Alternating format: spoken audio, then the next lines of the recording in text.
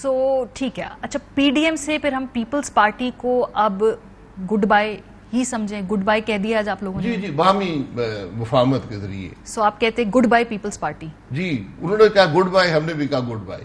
اچھا کیونکہ آپ نے لیکن مہلت مولانا صاحب نے پھر بھی دے دی, انہوں نے کہا کہ دیکھ لیں. جب آپ پی ڈی ایم کے بیانیے سے اتفاق کریں گے, اس کے فیصلوں پر عمل کرنے پر تیار ہوں گے, تو ہمارے دروازے سب کے لیے کھلیں. لیکن جنرلی ویسے اتحاد ہے نا جماعتوں کا, آپ ایک دوسرے کے تابع تو نہیں ہیں, تو شو کوز آپ ان کو دیں, وہ کس مطلب اتھارٹی کے تحت اس کا جواب دیں اور کیوں دیں؟ بیکاز یہ تو اتحاد ہے, آپ کسی ایک دوسرے کو جواب دے تو نہیں ہے کہ شو کوز دیا جائے. اتحاد کی بنیاد کس بات پر ہوتی ہے؟ اعتماد پر.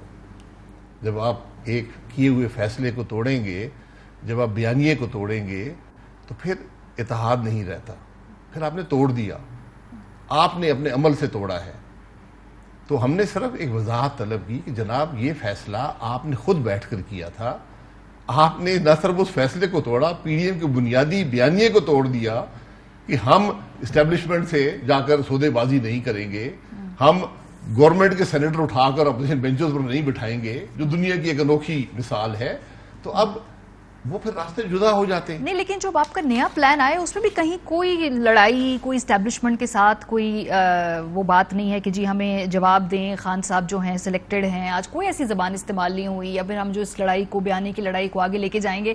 آپ لوگوں کے جو بڑے اہداف ہیں وہ بڑے بیسک سے ہے, وہ یہ جو ساری بیانی والی بات ہے کہیں نہیں جھلکی. وہ بات اسٹیبلشڈ ہے, وہ ایک بیسک فنڈامنٹل بات ہے کہ یہ سلیکٹڈ حکومت ہے, الیکشن چوری ہوا ہے, ملک کا نظام جب تک آئین کے مطابق نہیں چلے گا ملک آگے نہیں چل سکتا. یہ بات پاکستان کے عوام اب قبول کر چکے ہیں. لیکن اب سلیکٹڈ حکومت کے ساتھ ہم نے جو 8 جماعتیں ہیں انہوں نے اپنے راستے کا تعین کرنا ہے. انہوں نے کچھ جو اہداف تھے وہ رکھ دیے ہیں, کچھ راستے کا تعین کر دیا ہے.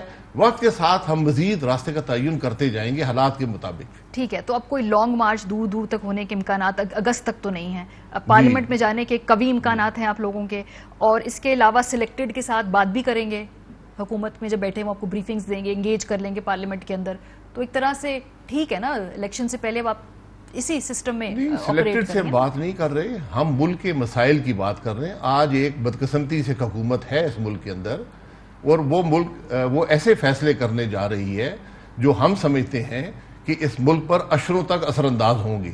ماضی میں بھی ایسے فیصلے ہوئے اور ہم نے بھگتے ہیں, پورے ملک نے بھگتے ہیں.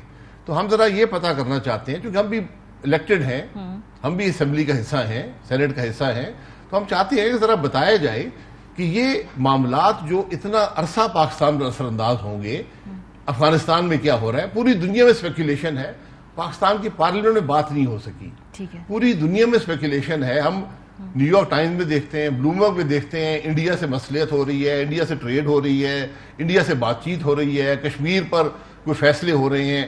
پاکستان کی پارلیمنٹ میں یہ نہیں ہے. تو ہم یہ کہہ رہے ہیں کہ اگر آپ نے یہ کام کرنے ہیں, آپ کو پاکستان کے عوام کی رائے چاہیے, اس میں ان کا حصہ چاہیے, تو پھر آ کر پارلیمنٹ میں یہ بات کرنی پڑے گی. اور اگر وہ بہت سیکریٹو باتیں ہیں جو پبلک میں نہیں ہو سکتی, تو میرا خیال ہے کہ پاکستان کے جو الیکٹڈ لوگ ہیں وہ کم از کم یہ ضرور ڈیزرو کرتے ہیں کہ ان کو ایک ان کیمرہ سیشن میں یہ باتیں بتا دی جائیں کہ ہم کرنے کیا جا رہے ہیں. ٹھیک ہے, بہت شکریہ. شاہد خاقان عباس ساتھ موجود تھے.